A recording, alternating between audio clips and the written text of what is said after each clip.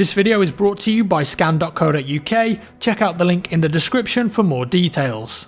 Hello guys, Jack here, and today we're taking an updated look at the headphones Morse code Easter egg in Battlefield 1. There have been plenty of developments so far, but now it's come to a bit of a standstill. So if you've been following along with this, you'll know that headphones can be found in BF1 in certain maps and game modes. Conquest and Operations appear to be the most prominent. So on a map, a set of headphones will spawn randomly in one of 5 set locations. Only one person at once can pick them up. The next step is then to head over to one of the hidden MCOM objective stations in the maps. One of these has been discovered on every map apart from Ballroom Blitz. No headphones have been discovered on Ballroom Blitz yet either. Now if you're on any of the other maps and you've picked up a set of headphones and you stand near to one of these hidden MCOMs, it will begin to play what appears to be a Morse code sequence.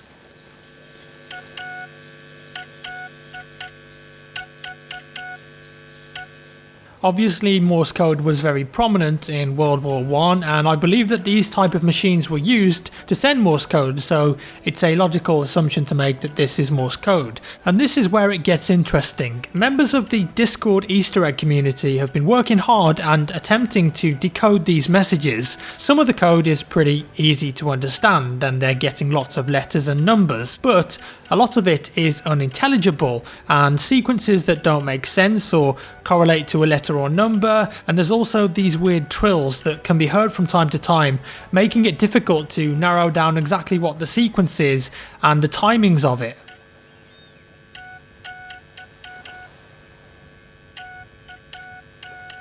And what's very strange is that sometimes you'll get a sequence that sounds very similar to one you've had before, or it's almost identical but not quite for a few weak dots and dashes. See this example I recorded here.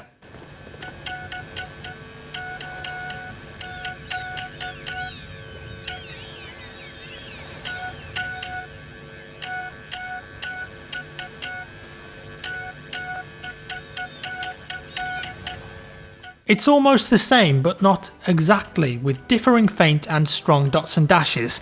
This leads us to believe that the game is natively generating the sound from lots of small WAV files, rather than playing one long WAV file with the whole message when the sound is triggered. Of course, with these kind of things, players have already hacked into the game files and scoured them for clues, but no longer Morse code WAV files have been found. And even when partly decoded, all of the Morse recordings come out as sequences of letters that don't make much sense of their own. And it's probably too simple to think of it as one long anagram.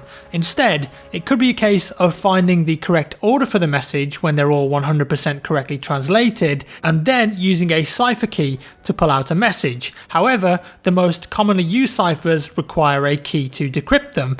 This could be a phrase or a sequence of numbers and letters, and so far, if there is a key, it hasn't been found yet, or we haven't realised that it's the key. It could be possible that the codebook picked up in the Desert single player level can be used somehow. Or what about that little note that I received in the Dice Collector's Edition that EA sent me? Well, honestly, I don't think it is, and I don't see why they would put importance on me over anyone else because it's a big community thing. But I do think it's weird that no one else who received one of these boxes had a note resembling something like this. So maybe it's part of the puzzle, maybe it's nothing at all, and I'm leaning towards no, that's got nothing to do with this Easter egg. A few other noteworthy things that have been found by the community are the following. On certain paintings in the bottom right, you'll find this weird looking signature. It could just be a signature, of course, because we know that painters do that, but it also looks similar to what's called a pigpen cipher, and this is a geometric simple substitution cipher which exchanges letters for symbols which are fragments of a grid.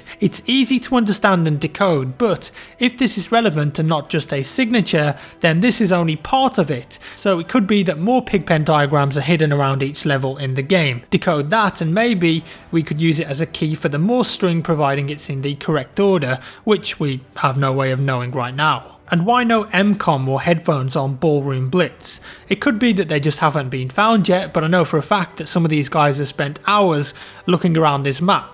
Another idea is that Ballroom Blitz is some kind of a trigger map to complete the Easter egg with certain actions, similar to the elevator in BF4 Final Stand with the Phantom dog tags, or Cemetery on Hardline for the Syndicate weapon. And that's pretty much where this Easter egg is at right now. We don't know what it's for, if it unlocks something, if it triggers something, maybe it's just a horrible troll or a red herring, but I doubt it. And I reckon there's a few possibilities as to how to progress from here. I think A, we're missing something found in-game or out of game that gives more hints and or ties this all together.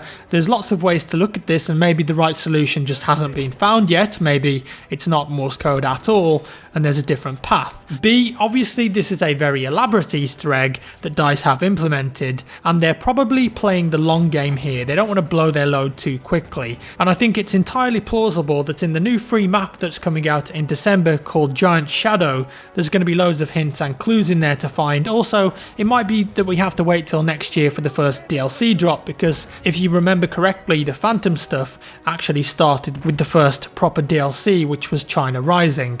I don't count Second Assault, by the way. And C, unlikely, but it could be that the Morse code is just broke at the moment and not generating properly, leaving us with impossible to translate sequences. Could be a possibility, you never know. So if you want to get involved with the hunt or keep up to date with everything, the best way is to check out the Easter egg wiki website over at bfee.co, and I've linked that down in the description below as well. If you've got any thoughts or ideas, feel free to share them. I hope you enjoyed the video, guys. If you did, give me a thumbs up. If you didn't, a thumbs down. Thanks for watching, and I'll see you in the next one.